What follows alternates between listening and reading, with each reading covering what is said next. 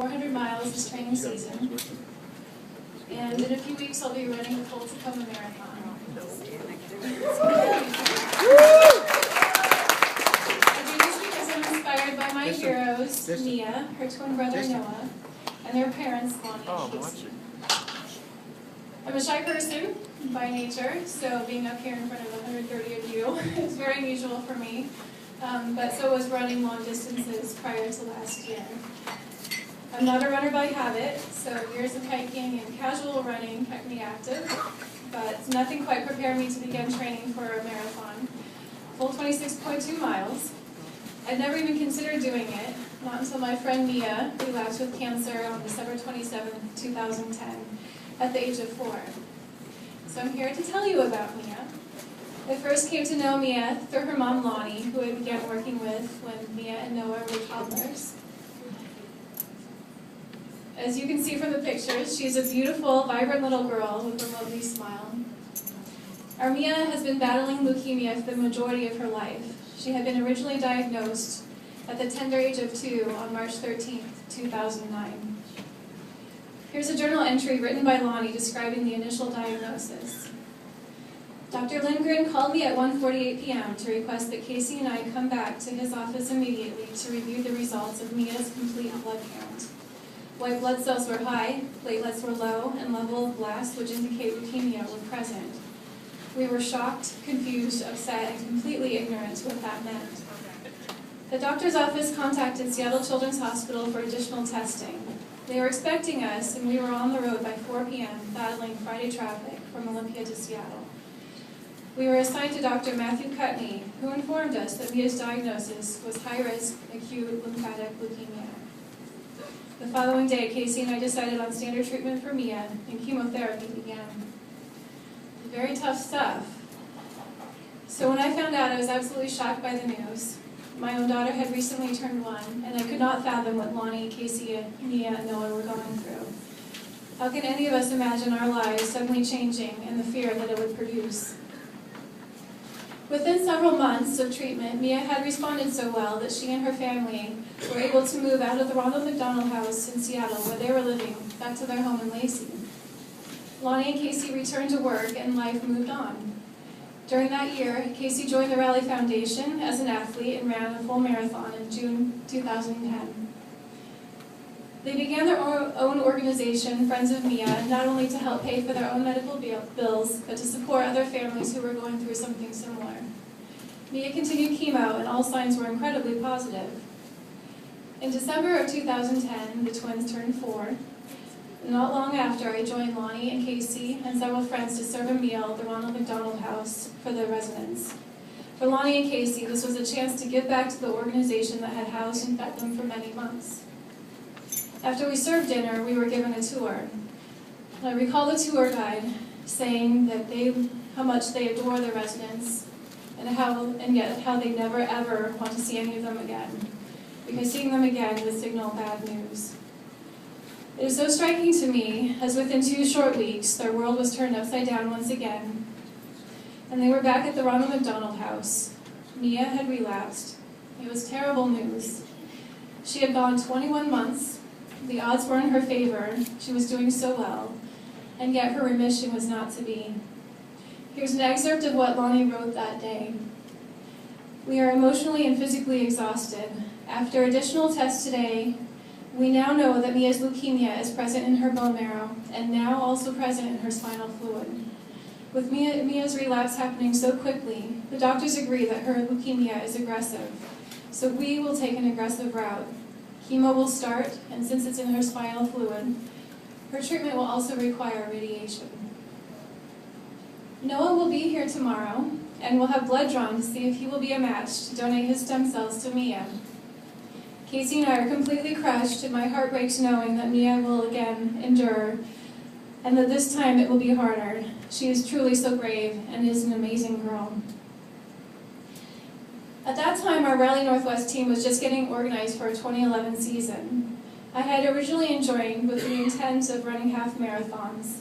However, when I learned that Mia had relapsed and would endure so much more pain and difficult treatments, I knew that there was no reason that I could not commit myself to training for the full marathon. For Lonnie and Casey, several months of heartache and very deep soul-searching led them to agree to let 4-year-old brother Noah be the bone marrow donor for his sister. Brave Noah donated his bone marrow to Mia on April 18, 2011. A painful procedure, but he held up well. Mia's body took the bone marrow and did not show signs of rejecting it. Things were looking so much better for her. Sadly, in early June, we lost one of our rally kids and Mia's friend, Rhema Butler, a local Olympia girl. She was 14 years old and died in an aggressive and rare form of cancer. Her bravery and spirit kept us going those last few weeks of our training season, and with heavy hearts, we ran on. Our official season ended at the end of June when we participated in the Seattle Rock and Roll race, 84 Rally Northwest athletes strong, and I proudly completed my first marathon. Rainbow's celebration of life was held that same day, and our participation in the race seemed a fitting tribute to her. Just a few short weeks later, on July 22nd, our hopes were dashed once again. Mia had relapsed for a second time. Here's what Lonnie wrote that day. Please, please, please pray for my baby girl. This week we continued Mia's tests in preparation of bringing Mia home at the end of this month. However, the results we received are not what we had hoped. I've been going around and around with thoughts in my mind, but I'm crushed and in a fog and not able to write in detail. Mia is currently at Seattle Children's Hospital, and all immune suppressive drugs are being stopped to help her body fight off some of the leukemia. In the last 24 hours, the team has not been able to stay on top of her pain levels with the scheduled narcotics and have started her on a continuous morphine drip, hoping to give her pain relief. In regards to her very early relapse, we don't know much, but we do know that Mia's cancer is very aggressive. Since then, her doctors have creatively tried everything they can think of, but the reality is that they have moved her on to palliative care. We are ever so hopeful for a miracle for our Mia, but without one, Mia will not see a cure for her cancer. Mia is our brave princess, Noah, our brave prince, and their parents are total rock stars. All are absolute heroes to me, to all of us here, to their families and friends, and to our community.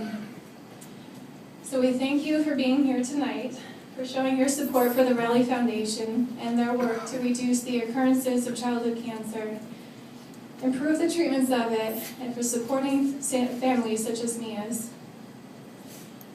I'd like to ask all the Rally Northwest athletes just to stand up for a minute, and so they can be recognized for their hard work. So, everybody.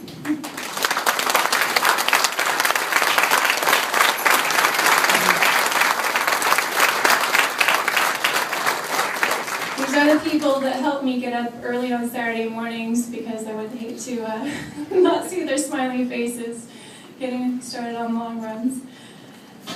Each of them has a very personal story regarding why they are a rally athlete, and I encourage you all to reach out and learn one tonight. We continue to hope beyond hope that Mia's cancer will subside and be cured. Ultimately, all we can do is treasure each moment we have, hold on to and love each other for the gifts that life brings us, and offer hope to others by supporting wonderful organizations such as the Rally Foundation. Please consider donating a bit extra tonight to the Rally Foundation and keep those bids going higher and higher. Finally, again, we thank you for being here tonight and supporting our heroes, Mia, Noah, Lonnie, and Casey, and all of the too many Rally families, too many Rally kids who are affected by cancer. I will end by reading a portion of the journal entry that Lonnie posted on Wednesday. My emotional battle of hoping for good, but constantly preparing for the worst, is so unfair. We're still asking for Mia's miracle, and will continue to focus on Mia's comfort and quality of life. We never know what each doctor visit will show.